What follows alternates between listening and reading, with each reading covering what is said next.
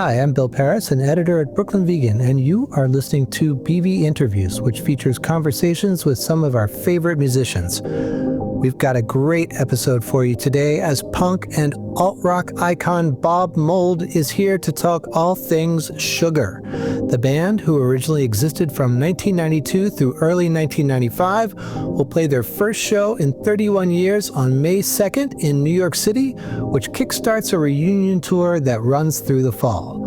Bob and I talk about how the Sugar reunion came to be, their very loud early shows, the pros and cons of earplugs, being an early Williamsburg, Brooklyn pioneer in the 90s, being signed to Creation Records in the UK, the prospect of more Sugar music, and more.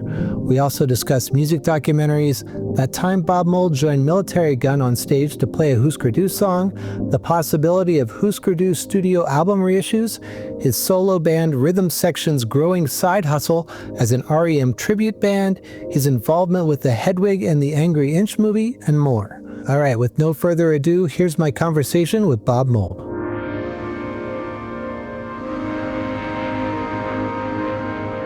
I'm very, very pleased to have this week on the show Bob Mould, who is here to promote Sugar's first tour in 30 years, 31 years, something like that.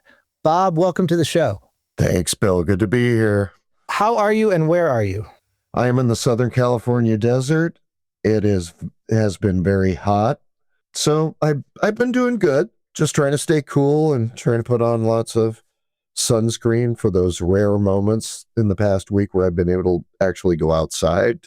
But no, everything's good. Thank you for asking. You say it's California desert, not like Joshua Tree or elsewhere? Yeah, the low desert down near Palm Springs. Just down here getting myself ready for all the work that's coming this year. Yeah. I was going to say we're a little over a month from Sugar's first show in 31 years. Has it gotten real? How ready are you? I feel like I'm pretty ready. Just been trying to work on my cardio, trying to work on my endurance. Looking forward to the bigger stages, so trying to get prepared for that. Song-wise, trying to remember all the words. Some of them escape me, but hopefully by May 2nd, I will have it all sorted out. You announced the Sugar reunion back in October. What have the last 5 months been like? It's been an interesting process. It's revisiting a band like Sugar is, sort of new to me. With Hüsker Dü, there was never a thought about revisiting it. And of course, now that would not be possible. And other people I've worked with where it's been Bob Mould Band or things like that, that is what it is. But Sugar was a pretty successful project in the early 90s. To me, it was getting David and Malcolm back together and trying, seeing if there was something we could do with this. There had been interest building over the past couple of years. Yeah, it's a new thing for me. This coming back to something that has been dormant for decades, and getting ready to put new life into it. And same car pulling out of a different garage. How about that? Right. This almost happened back in 2011 when it was sort of the 20th anniversary of the band, but it never quite took off. What made this time a big, something that you decided you wanted to do it? Well, 2011, we took a look at it. We were all in sort of different places and it didn't really feel like the time to do it.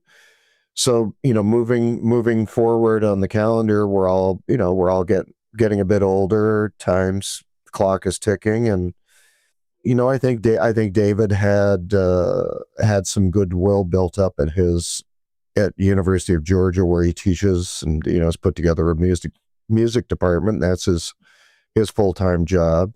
I saw a moment coming up after the Here We Go Crazy album and campaign where it might work for me. We went to Malcolm and, gauged his interest, and he was very interested and available. So yeah, just, matter getting, I think, everybody's everybody's lives, not tied to sugar, and see if we could, clear a little space and make it happen. And that was and here we are with that cleared space. Right. Last year for Record Store Day, Black Friday, you released the Copper Blue singles collection for Record Store Day. You've got the other one, the Fuel one that's coming out. Mm-hmm. I imagine the way vinyl production is now, you have to plan those things out in advance. Were those already on the schedule before you guys decided to restart the band for this tour, or was it the other way around? Well, I mean, the actual, sort of the go button got hit in October of 24. In early 24, David Barbie came to San Francisco, which is where I live, and we had a wonderful breakfast. At the end of the breakfast, I said to David, there's interest in sugar. Would you be interested? He said, yeah, let's see what Malcolm thinks. And Malcolm was interested. And then we move up to October of 2024, which is when the three of us got together in Athens and played some music and felt really good about being in the room together playing music and the way the music sounded. So that was when, things really started to move. Once we knew that we were going to take a shot and do a few shows, that's when, a lot of the vinyl product that you're speaking about, the BMG is released. That's when everything started in motion, I guess. I see. I saw Sugar in the summer of 1992 in Morgantown, West Virginia. Mm-hmm. What I remember about that show, it was July, it was insanely hot, and it was insanely loud. Yes. I never got to see Hüsker Dü, but I think 1992 was the year, maybe the loudest year of shows I ever saw. Like I saw My Bloody Valentine, The Wedding Present, Ride, two of those who are your Creation Records label mates. I call it the dawn of my tinnitus. Yeah, the year tinnitus started. Mm-hmm. Yeah, Sugar was a pretty loud band in 92. The show of which you speak, was that the Nyabinghi show? Yep, Nyabinghi Dance Hall. Yeah, I remember we got there at sound check and looked at the stage and said, right, this stage isn't very big. Let's see if we can extend this stage out a little bit with our flight cases. So I think we did a makeshift stage extension for that show. And yes, it was very hot. And yes, it was very loud. And 92, everybody, a lot of my colleagues were quite loud. I think, My Bloody Valentine being incredibly loud then and now. Yeah. I don't hold you responsible for my tinnitus, by the way. I didn't really start wearing earplugs religiously till about a decade later. It seemed uncool to do so in 1991 when I was kind of young. When did earplugs enter your ears? I don't think they have. I'm not a big fan of them. I pay the price for that every day, but yeah, I mean, I've tried them a couple times. It's hard for me. I like to hear all of it and feel all of it. Having said that, I would definitely recommend other people use them. I think they're really very useful, but yeah, those were some loud times, to be sure. So you've even tried the medical earplugs where they're fitted to your ears and stuff like that, and still nothing that interests you? Yeah, I have a set of those. Yeah, they don't get used. Okay. What's the loudest show you think you've ever seen? Oh boy. Well, My Bloody Valentine was it 08 up at ATP up in the Catskills? Mm-hmm. That might be the loudest. There were punk bands in the 80s like The Exploited. When they would come to First Avenue in Minneapolis, it would be ridiculous. Motorhead at First Avenue in the 80s was ridiculous. Mm. I remember seeing The Jam in maybe 1981 in St. Paul at the Civic Center Theater, and the sound was brutal. It was loud and just really a bit much. Yeah. But I think My Bloody Valentine still, and especially, I mean, the You Made Me Realize thing, when it's not just the stage volume, but then the PA is getting maxed out incrementally until the end of that song. That's something to behold. Yeah, for sure. Another thing that I remember about that Morgantown show was I was working for my college radio station and I had an advanced cassette of Copper Blue. And so I was very excited that I, had something up on a lot of my friends. But then I feel like half the set was brand new songs to me that I didn't know existed. And you always kind of worked that way. It felt like Hüsker Dü were an album ahead during their live shows. Yeah, I mean, there may have been songs in the set. There may have been, the Morgantown show. There might have been a couple covers. There might have been things that ended up as outtakes for the Copper Blue Beaster sessions. There might have been some Beaster stuff in that set as well. I don't have it in front of me, but yeah, I think, with Hüsker Dü, for instance, we Hüsker Dü would always be pretty far ahead of ourselves. Grant Hart and I were both writing so much music so quickly. The label that we were with at the time, SST Records, Zen Arcade was delayed for months. They were having trouble keeping up with production. They were having they were having a little trouble keeping up with the prolific nature of Hüsker Dü. I think a good example would be the Numeral box set that just came out this year. I think were we too, that was the New Day Rising record release party weekend. And I think we were playing a fair amount of Flip Your Wig already. And we might have, I don't think we were already playing any of Candy Apple Gray, but yeah, I mean, it's just, it was the nature of two prolific songwriters and labels just not being able to keep up. With Sugar, all of the music for Copper Blue and Beaster and the associated outtakes, that was all in place and constructed right at the beginning of 92. Right. And David and Malcolm and I got together in Athens, Georgia, and learned the music and some of the words that were written for about 30 songs. We went right into recording that, I think February, March, April, maybe a little bit of May. And, a lot of the words for Beaster were written in the studio during the recording sessions, but I don't know if Sugar was as far ahead as Hüsker Dü used to be, but the show that you saw, we were probably playing things that you hadn't heard because you hadn't heard Beaster yet. Also, that was the era. I mean, like in England, especially, you're signed to Creation Records, and that was the era of every single got two separate CD singles with different B-sides. So they sort of jacked you up the charts a little bit that way. Yeah, that was the game. So you had to have a lot of stuff kicking around. And with Sugar, we were lucky. We went over and we're doing BBC sessions and different radio things where we could have where we were generating extra content, as I guess we call it now, that could be used for all the B-sides. But yeah, I mean that era of 92, I mean that was right after Nevermind. It was, the era in the UK of 3 weekly music papers.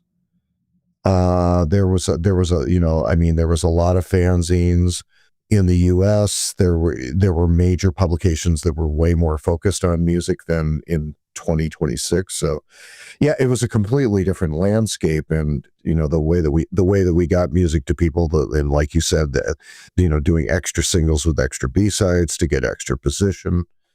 Yeah. I mean, that was the height of that era of the music business, because I think by the late 90s and file sharing, all of that got rendered sort of moot. Yeah. But it was kind of cool in some ways in England because singles chart was actually just based entirely on sales, right? Like somebody small could actually have a number one single over there that you would never expect. That's why, all sorts of bands charted so much higher in England than they did America. Yeah, it was a little less. It was maybe they controlled it in a different way than the US. But I think, I think England was over the counter, right? That was, you scanned, you get it. It was just cool. It definitely I mean, it feels like 1,000 years away from what we do now. Right. Speaking of Creation Records, Sugar did things a little bit differently. Most bands sign with a label and then stuff gets licensed other places. But from what I understand, you signed separate deals with Rykodisc and Creation at the exact same time. That's correct. Yeah. So, in late 1990, coming out of the 2-album deal with Virgin, I had big management, big accountants, big law firm, big label, ended up with big debt, and walked away from the Virgin deal, and got a new young attorney, and I spent all of 1991 just trying to make enough money to make a record, maybe closer to the way Hüsker Dü did stuff, where self-produced and not a big budget, but getting it, really good recordings. And I did not want to go back to a single corporation giving me a lot of money to put me in a lot of debt. I wanted to be more DIY on the business side. So Rykodisc in America at the time was not similar. It was not similar to Creation. Rykodisc was more of a catalog label. CD only.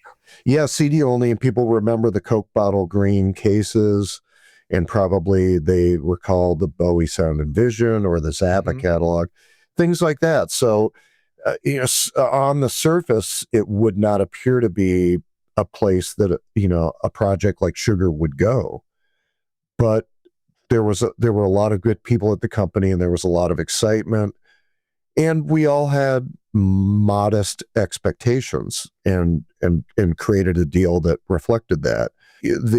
Creation was different in many ways. Creation was a London-based independent label that was very hip and it was a shiny label, and Alan McGee was the sort of the leader of the label, and sort of a mercurial, sort of charismatic figure, and a lot of great people in the press department, the radio department. It was a super strong independent label, and made all the sense in the world for the UK. And Alan, upon hearing the demos that essentially were the first side of Copper Blue, he signed on immediately. And again, a modest, we set up a modest arrangement that, if it did well, everybody would do very well. So yeah, it's pretty unorthodox to do split deals like that.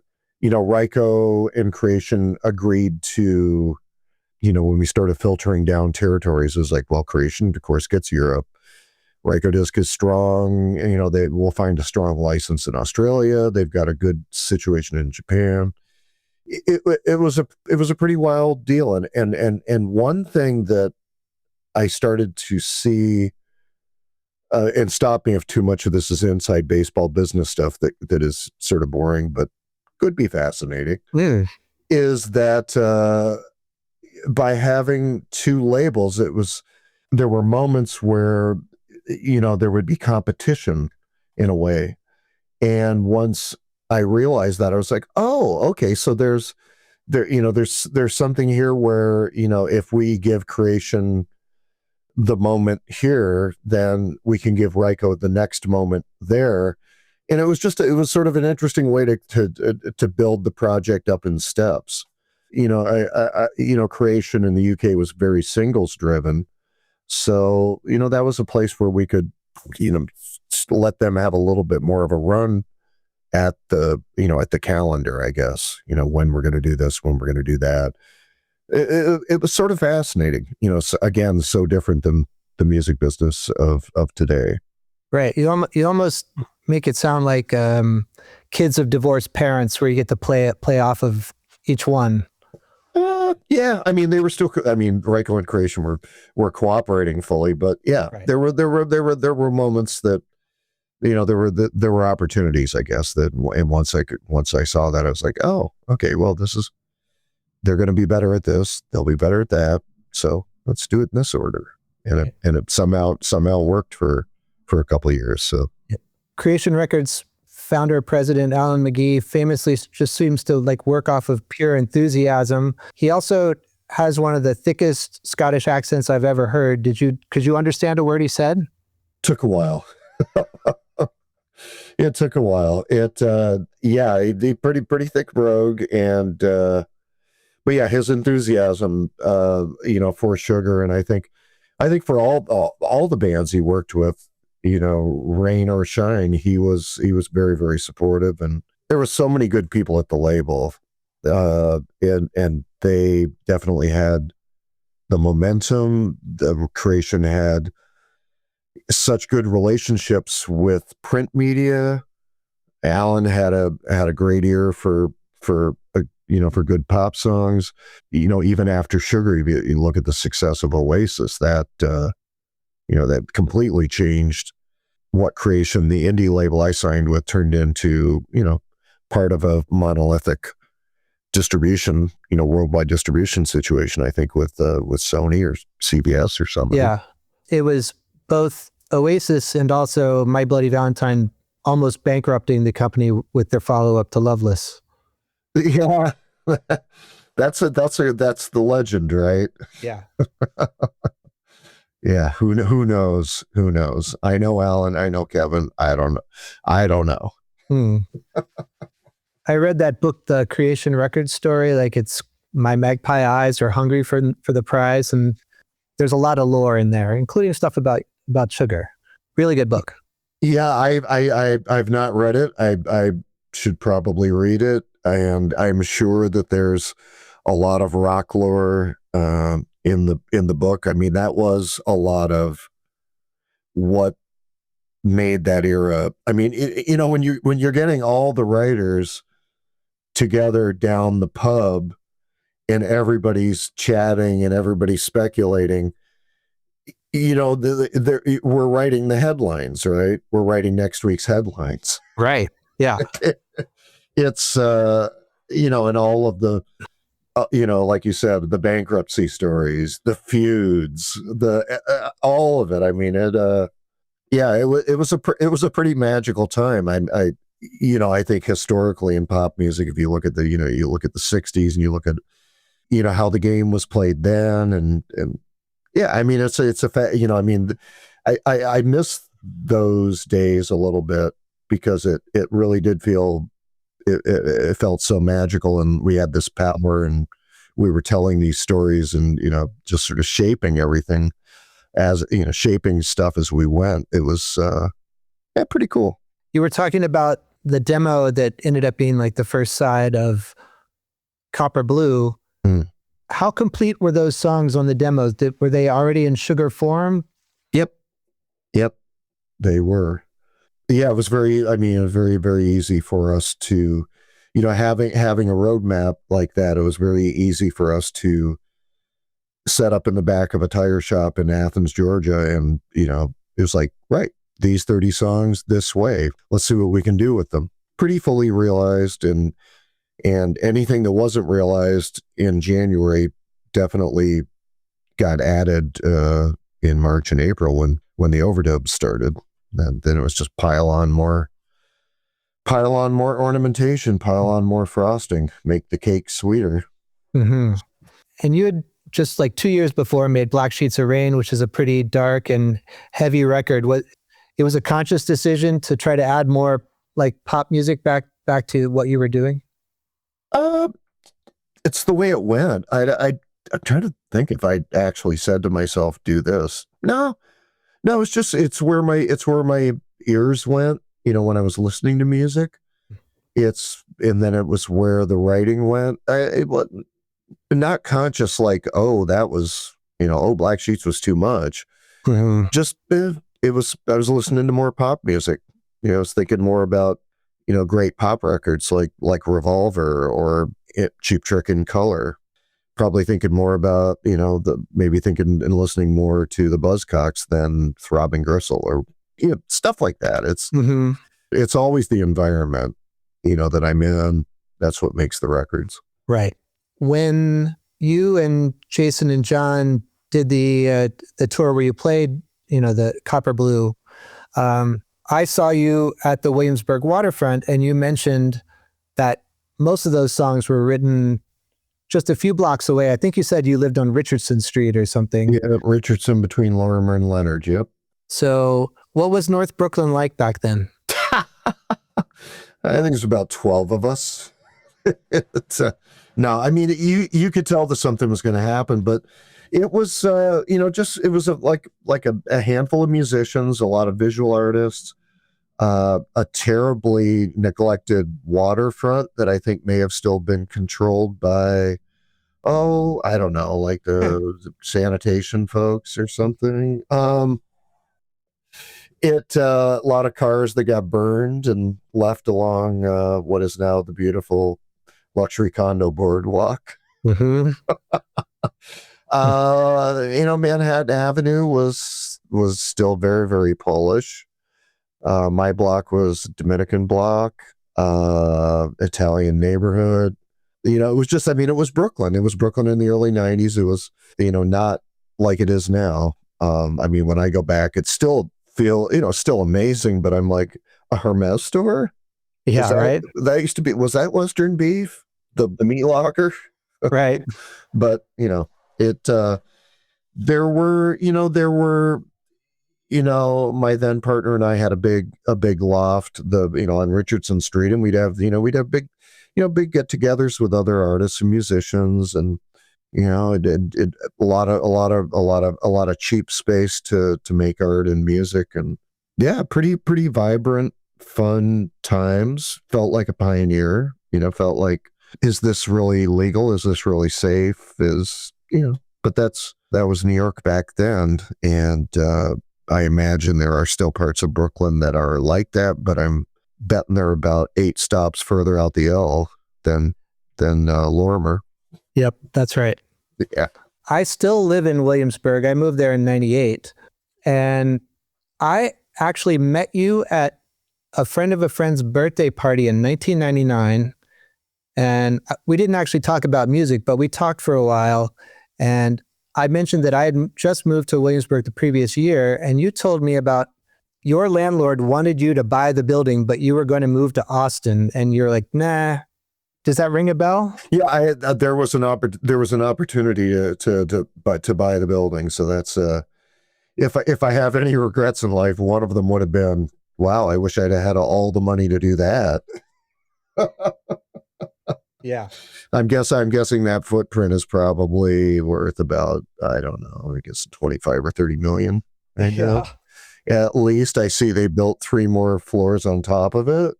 Are you north of the Elbe, or are you? I'm basically in the Bedford and Grand area. Okay, cool. Yeah.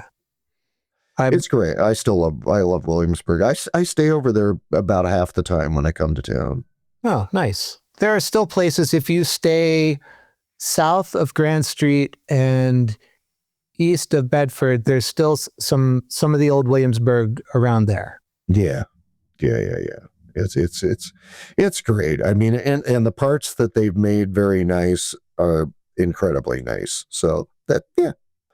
But as we know, wherever the artists go, the condos are soon to follow. Yeah. Well, it wasn't until they rezoned the waterfront in like 2007 that it really changed, but that was going to happen no matter what. Yep. And to be, we're getting deep in the boroughs, but it's like Long Island City. Wow. Right? Yeah. Just nuts. Those were the days, though, I guess. And for people who have not lived in New York, had the good fortune to live in New York City, of course, New York City was always best when you lived there. Yep. It cannot get better than when you lived there. Yeah. I know when I moved to Williamsburg in 98, I already felt like it was over, but clearly the true like Williamsburg didn't really happen until the early 2000s. So I almost came back in 2000. The church, it's on North 6th between Bedford and Driggs on the north side of the street, has the parking lot. Yeah, that whole building, that whole 4-story was on the market. I almost came back. So yeah, no, Brooklyn really got going right about that time. So ends the real estate portion of our interview. So ends the real estate. I already got, Bob Christogal dragged me for all that in my book. So, are you pretty well rehearsed at this point for the tour? Individually, yeah, feeling good. We're all just sort of working by ourselves right now. We'll convene in a few weeks and start to put it all together on a stage. And I'm feeling pretty good about it. I think it's, it's the muscle memory, then it's the word memory, then it's the cardio, and then it's the showbiz. So just chipping away at it. For me, it's just getting my wind up. Okay. Yeah, that's the big thing. Because if I start running, if I get cardio goes, then it all goes. So focusing on that, doing real good with it. So how long is the set list going to be? Well, I mean, we have a little over 2 hours of recorded music to pick from. We have a handful of covers that we used to play. Yeah, we got to maybe have a couple of those on deck. I think show wise, I prefer to keep things under 90 minutes. Mm-hmm. We're not young. Our audience is a little bit younger than us, but not terribly young. I mean, how much do we have to drag it out to get the point across? Yeah. I'm always a big fan of trying to get 2 hours of songs into about 75, 80 minutes. Keep the chit chat to a minimum. Just move through the set. Yeah. It's I think that's the move. And with the volume, why prolong the exposure?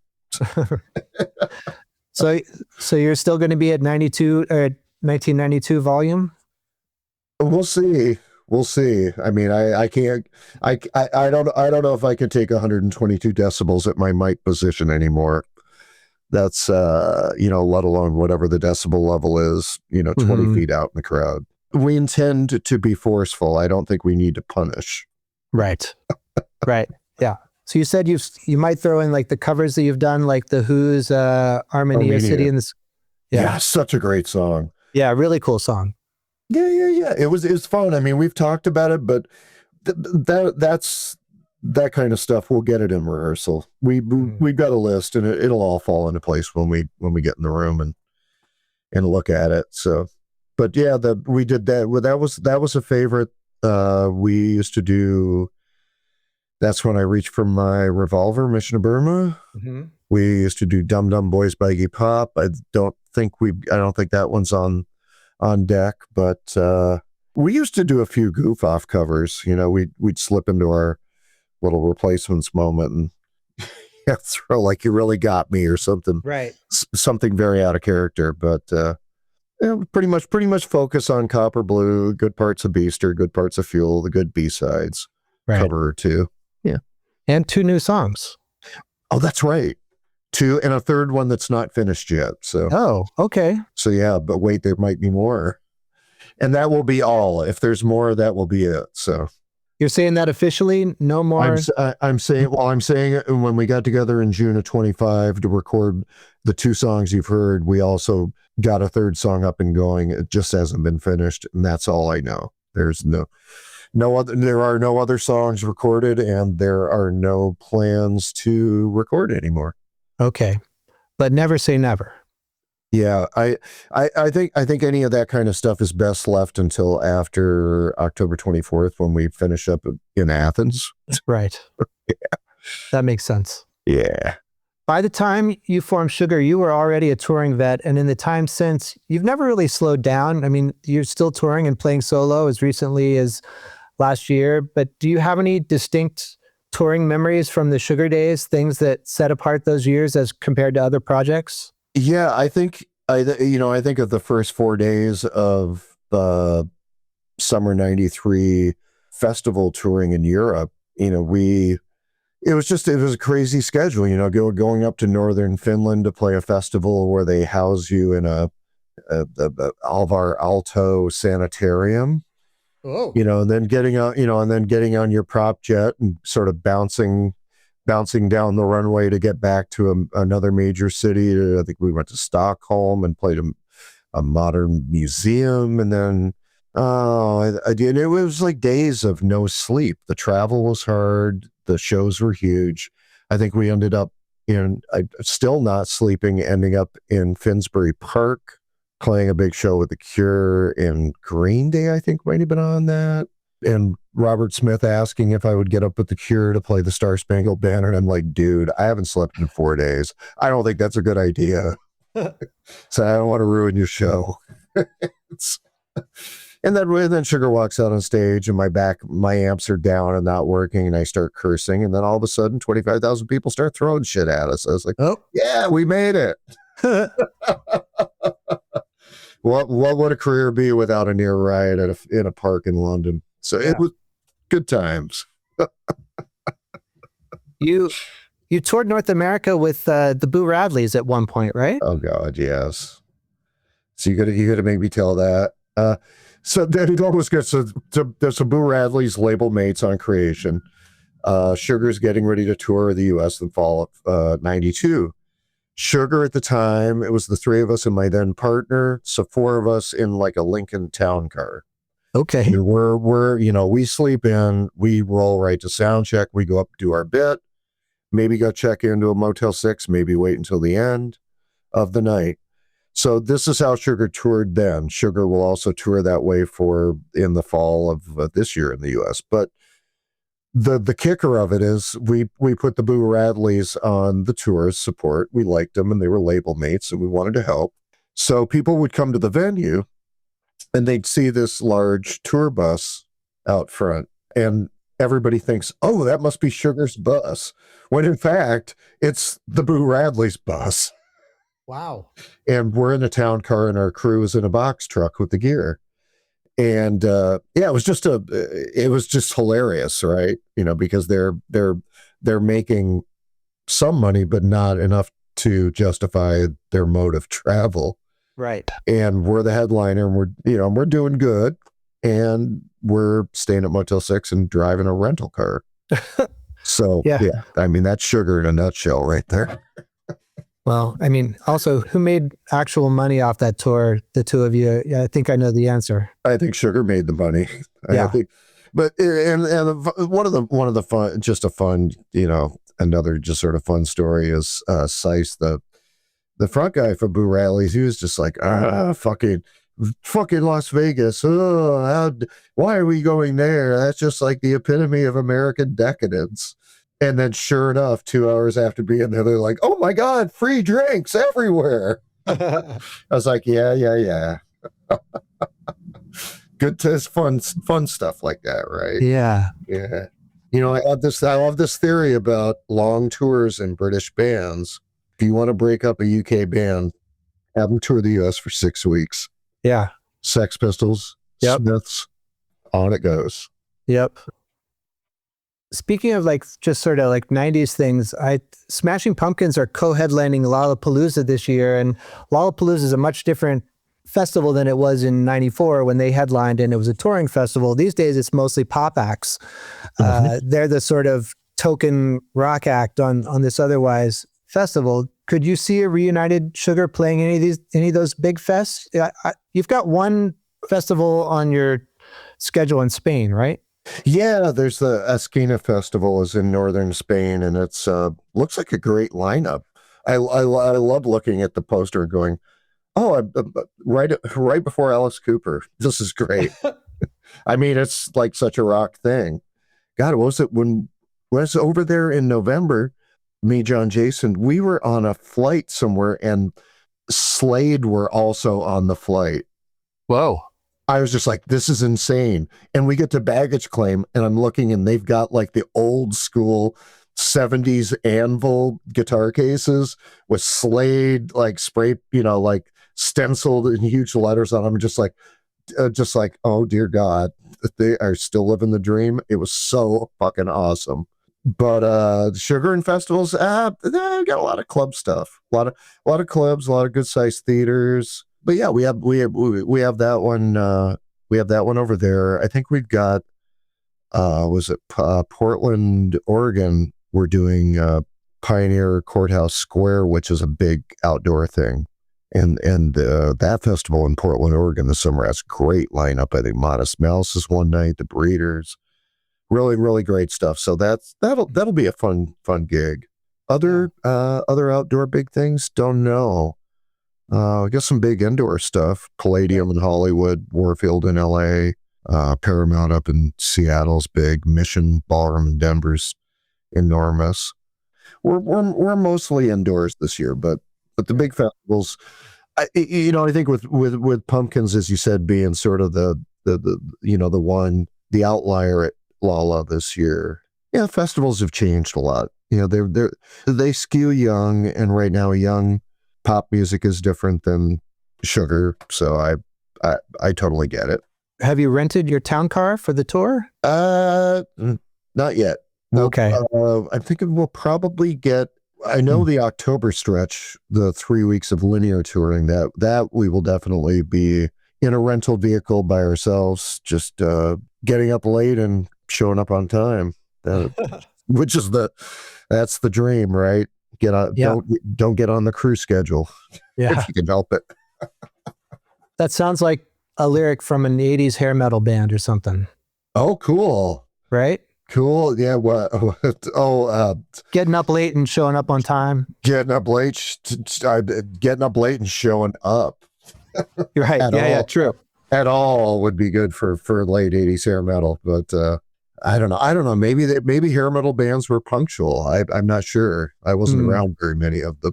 I only know what I've seen in Decline of Western Civilization Part 2. Yeah, I watched a little bit of 2. I was like, this is not, I don't need, but Decline 1, geez, what a great movie. Amazing. Yep.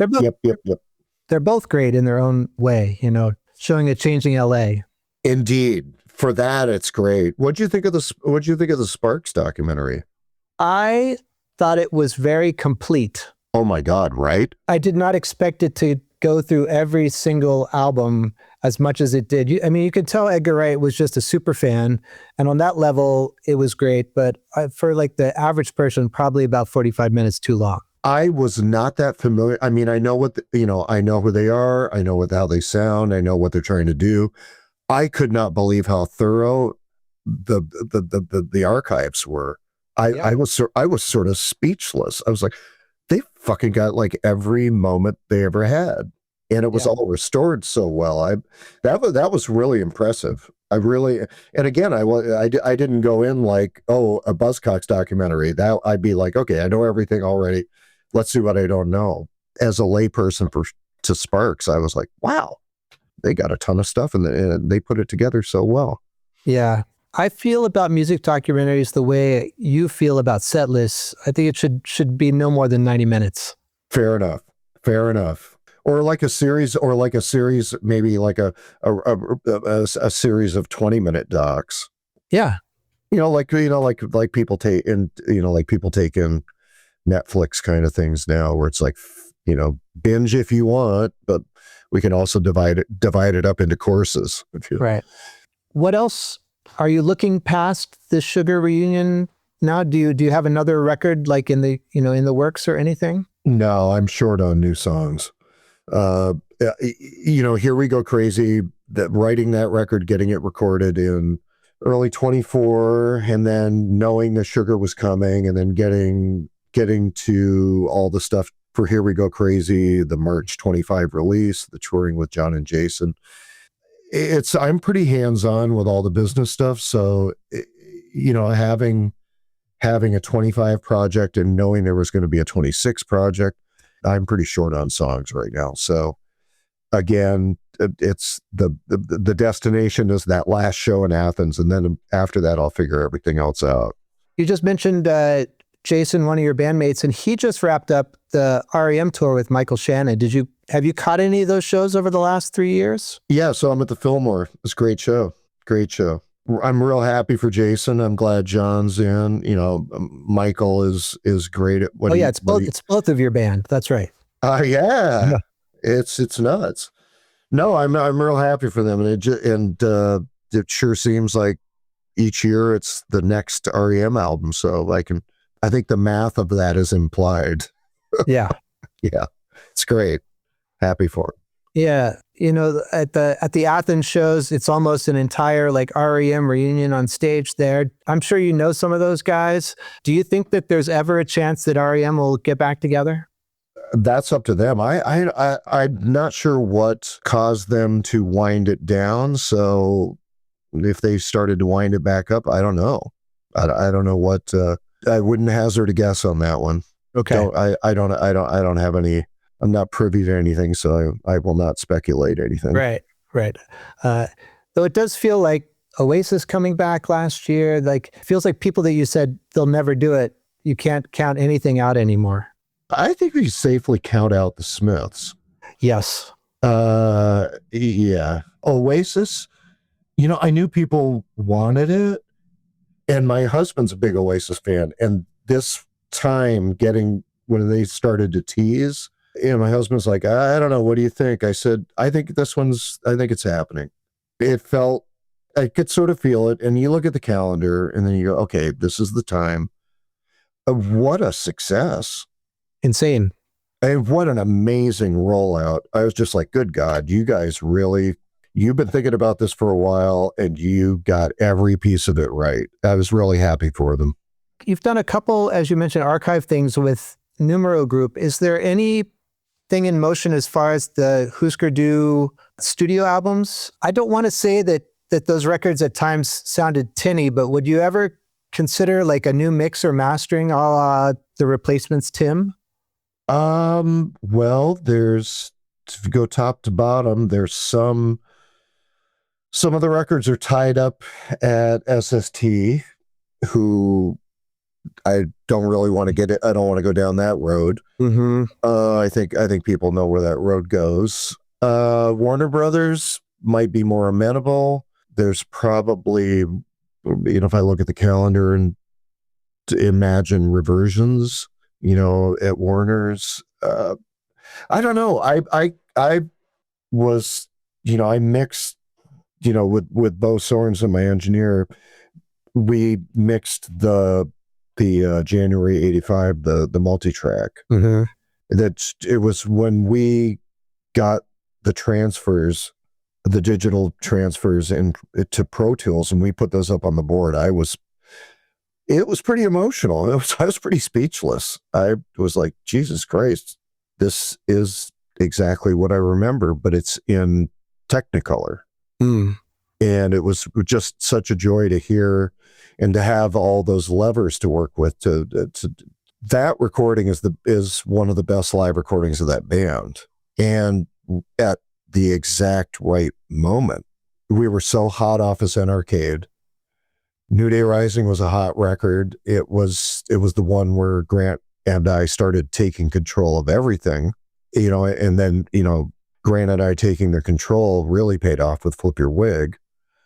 But that was just like a hot time and a great recording. But going back to the studio records and stuff, I don't know. I mean, I've heard people do their fantasy mastering versions of the stereo tracks that exist, using the CD or the vinyl or whatever. Right. Negligible improvements, sometimes worse. I don't know. For instance, did you like the Tim redo? I honestly thought it was great. Okay. And I've heard the original thousands of times over the last 40 years, but it was just really cool to hear it, in a fuller fidelity than the original version. Yeah. I mean, no, I don't know. I don't mind black and white movies if the stories are good. Mm-hmm. Technicolor didn't, like that, Wizard of Oz kind of, when all that stuff started, I was like, I don't know. The story is the story. It'll look a little better, but the songs aren't going to get any better. Right. You might get, I think with the Tim stuff, we got a little bit more insight as to who was doing what, especially in the guitar department. Mm-hmm. Other than that, I didn't, it didn't strike me as a revelation. It was like, oh, yeah, they sort of split the guitars out that way. And, they sort of put the vocal there, and they, sort of sequestered the kick drum in a different, sort of a different part of the basement. And I don't know. I too much inside baseball. Okay. I only got a couple more questions for you. Okay, great. This has been fun, by the way. Thank you. Yeah. It's been a real pleasure. In the last few years, there's been a rise in the hardcore scene of bands that aren't quite hardcore. They sometimes call it hardcore adjacent. Concept that you're probably no stranger to, like Hüsker Dü, like we're hardcore, but not really, or, started hardcore, then went another way.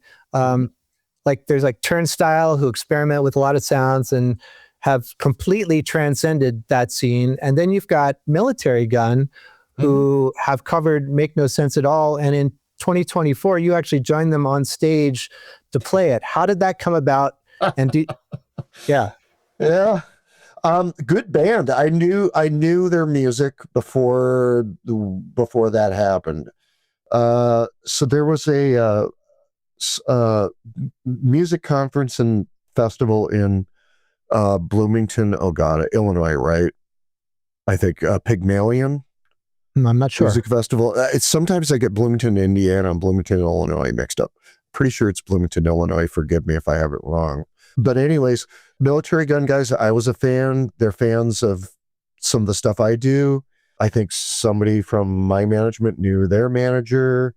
We were both in town for the music conference and festival. I was playing a solo electric show at sort of a honky-tonk rock and roll bar, and they were down the street, maybe a block and a half, at an alternative art space. Got a whole, Ian and I connected. Ian's like, "You want to do this?" I said, "Yeah, what are we going to do?" And he said, "Well, we should do Makes No Sense at All." And I said, "Okay, which part you want to sing and who's counting it off?" And that was it. And he said, "I'll take that part. Drummer will count it off." I said, "Great." So do you got an extra amp? Are you going to have an extra amp there? They go, "We got a twin. Just show up and plug in." I said, "Great." So I'm at this honky tonk. I'm playing hour and a half, soaking wet, fucking people on top of me, just one of those hot packed shows. Great show. And I'm sitting down in the dressing room going, how do I get from A to B? And I'm just going to walk down the middle of Main Street, soaking wet, with my guitar. And I went to the back door and sort of tapped on the glass, and it was the back of the stage. And Ian looked back, and it was the exact moment to do this. So I just literally, they opened up the door. I walked in the back door, walked over stage left, plugged into the twin, and just looked back at the drummer. I said, "Count." And off we went. And 2.5 minutes later, I was out the back door. And those guys were like, wait, we got to get photos. I was like, "I'm fucking soaking wet. Hurry up." It's getting cold out. I'm going to get sick. It was a great time. I like those guys a lot. I think they've got the spirit. You mentioned Turnstile and some of the more, I guess, sophisticated hardcore stuff. I mean, I get it. I get what people like about it. I mean, to me, it's more like, I think about like the Armed and how they evolved from sort of post-hardcore into just a super sophisticated multimedia project. I mean, I'm a big fan of the Armed. I think just the way they present and the way that they morph over time is really exciting. Do you follow any other, like, the hardcore scene? Not really, no. I mean, I not as I should. I mean, there was a lot of the, sort of California stuff or San Francisco stuff, like the OCs and that whole camp. I really enjoyed everything that was happening out of that scene, but no, not as up on my hardcore as I used to be in the old days. Any other current favorite newer bands? I mean, like the Armed, I'm really enjoy them. I mean, I have been liking the quieter stuff, sort of the Lucy, Phoebe, that in that zone. Mitski's new record is pretty cool. Back to Guitars, which I like. There's a lot of good stuff out there. I still listen to, I'll put up an Anjuna Beats, station mix and just listen to just, wax nostalgic for, techno house of the late 90s and early aughts, and, that whole, vibe, whatever Ben Bamer is spinning now. So yeah, I try to keep up. It's hard at my age to, like, I still have trouble with streaming services. Yeah. It's just overwhelming. It's so many little postage stamps, It was much easier when you had $10 and you could only buy one record for a month, and that's what you had to listen to, whether you actually ended up liking it or not. Mm-hmm. Yeah, they're not the greatest value, but the return ratio was a little different. But yeah, when music switched to fully digital, I mean, you guys were in early with music blogs. I mean, there was, that was a great turn that media took in the 2000s, Gorilla versus Bear and, Hipster Runoff. Oh my God. I mean, it's just, right. So that was in the 2000s where I started finding a lot of stuff, and so it's cool that you all are still flying the good flag, and it's finding, it's having to find new sources to, new verified sources for spending your emotional time with music, if not your finances, Yeah. Like somebody tell me which direction to, over there. Oh yeah. And it's weird because now we're in a try if you like sort of world, and I don't know, I'm just try to still approach it like a music fan. All right. My last question, Hedwig and the Angry Inch, the movie they're going on like a 25th anniversary tour this year. John Cameron Mitchell's doing like a roadshow sort of thing where he's doing talks beforehand and afterwards. I don't know if a lot of people realize, but you actually play on the movie soundtrack. That is correct. Yeah. Were you still in New York when he was workshopping Hedwig at like Don Hills and places like that? Yep. And we were acquaintances then. I knew Steven pretty well. I watched it come together. Squeezebox was pretty cool.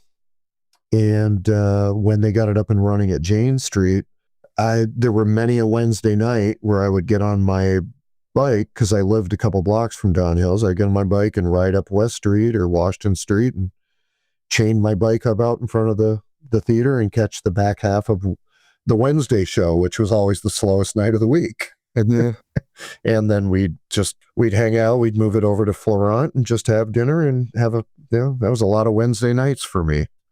So when Stephen and John asked me to participate in the recording of the movie soundtrack, I was very honored and very touched, and knew the songs very well, and did what I could. And I think Hedwig is such a great snapshot of the city, and the story is so cool. Yeah, Hedwig is really an important piece of my history. And I'll probably see John. I think he's coming to the Castro Theater, which just reopened in San Francisco. I think he's bringing his night, as you described it, to the Castro. And if I'm in town, I will most definitely wander down the hill and see what's going on. Do you have any specific memories about the actual recording of the soundtrack? Well, we were up at Bearsville, and I just remember sitting up in my room, working out all the parts while Steven and the other guy in the rhythm section were down cutting the basics. And then I remember coming down and just sort of knocking it all out pretty quickly. But yeah, I was sitting up in my room, just relearning everything right so that I could go downstairs and just play it. Right. It was a fun time. And John came in, I think, after the basics were done and after I got my stuff done. I think Tim O'Hare was engineering. Maybe they were cleaning a few things up, getting ready for John to come in and sing. And by the time John was there, I'd already moved out and back down to the city. So.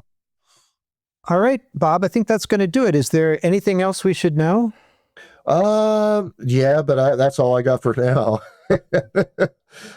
Thanks so much for chatting. This was fun. I hope it didn't get too inside for the listeners, but it's we talked about a lot of fun stuff, and who knew Sugar was going to be on tour in 2026? I mean, I knew for a while now. So I guess I'll just part with this is like, I think it was a really well kept secret.